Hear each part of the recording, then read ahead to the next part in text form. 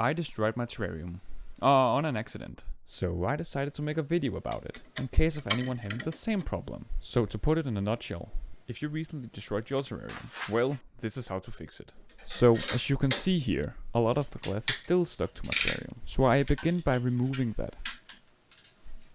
Which I may add is a really annoying process. So here I decided to remove the terrarium, to get a better look at it. So I cleaned the surface that I was about to place the terrarium on. I just used water and paper towel.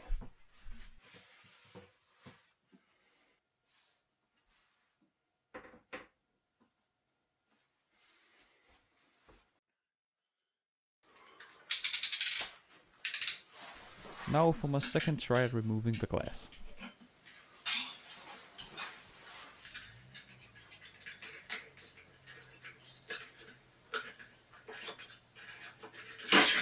So that's one down, and 2 more to go.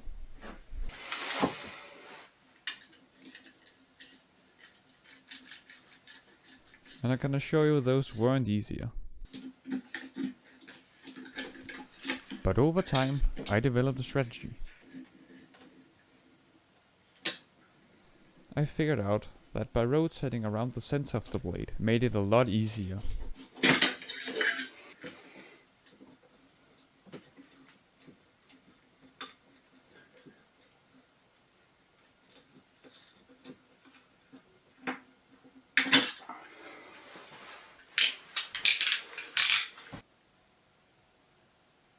And now that all of the glass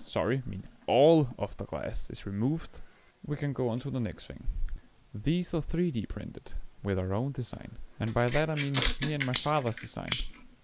And this one were a bit too jiggly, so I decided to remove it and replace it.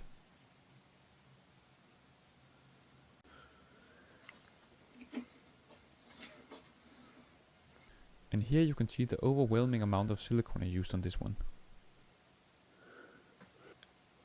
And this is how it looks after I tried to remove it. Which gave me this funny looking silicone blob. A silicone blob, that must be my new favorite word. So one of the really good things about redoing a tank like this is how you get to redo some old stuff. For example, here I'm siliconing this little hole that I found in the backside of the tank. And use my finger to smooch, if that's a word.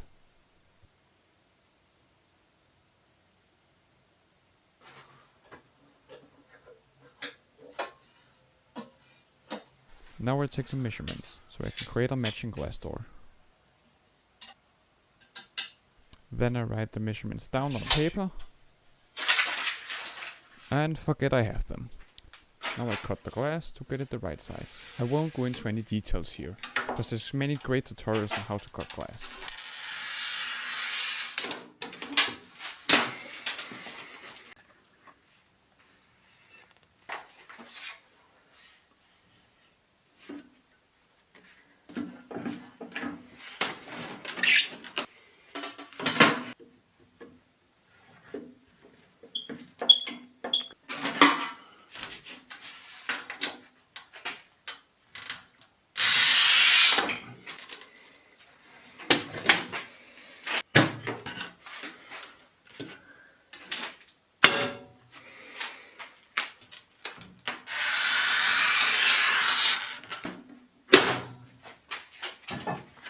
And now I'm sanding it down.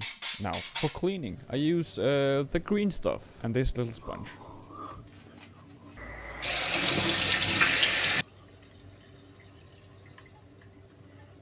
And to anyone wondering, the green stuff is just some dishwasher soap. And you can use any type, it doesn't matter if it's green. And here you just like to make the glass as clean as possible.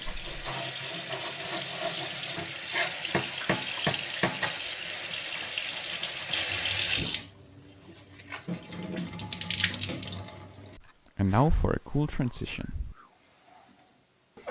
The animal normally living in this enclosure is my hognose. His name's Joey. And I'm thinking I might add some more climbing areas for him. Maybe these branches will work. They'll probably do the job. But I like to make sure that they look good. So here I'm just checking them out. And I think this one is the perfect fit, but it won't stay there on its own. So I use silicone to hold it in place. If you look very closely, you may be able to see the small green dots that I placed, to be able to see where I'm supposed to silicone.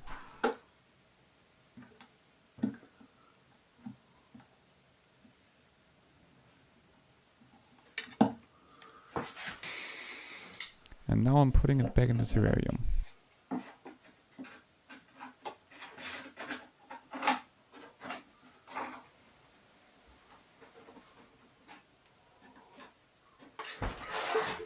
And I'm giving it some more silicone to be sure that it's gonna stay. And then I cover the silicone with the substrate to ensure it looks natural. And before doing that, I place some paper towel over the cacti to ensure the substrate wouldn't get all over it.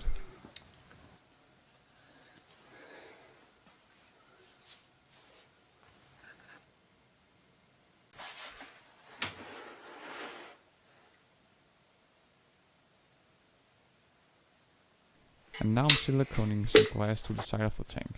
This is to ensure that the glass doesn't wiggle as much.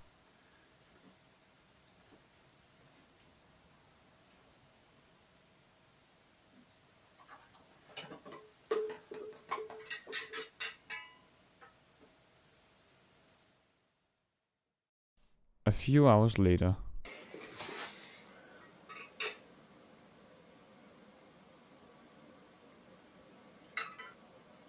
and now I'm placing the silicone on the door mechanism.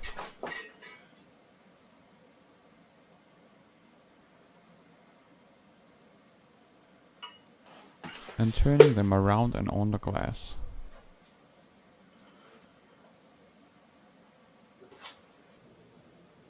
And here I place the silicone on the last one.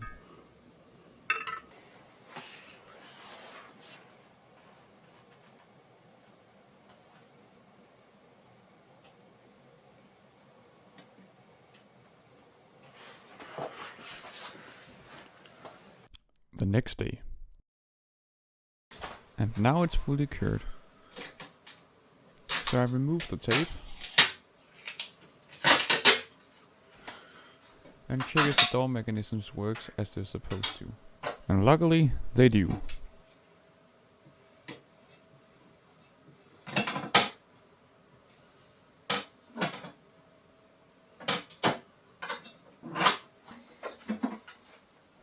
So now I'm removing the paper towel.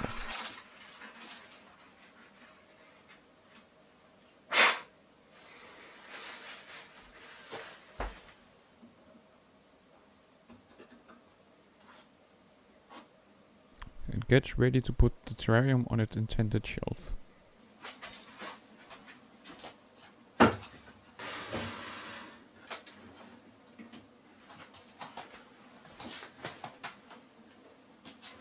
And here it is.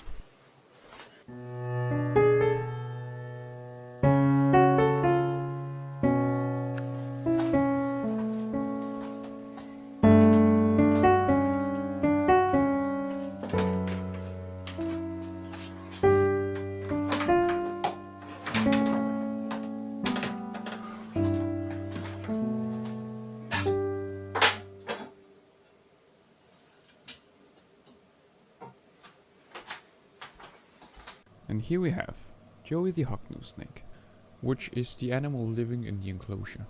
He's very tiny, but he has some sort of talent for destroying everything I built for him.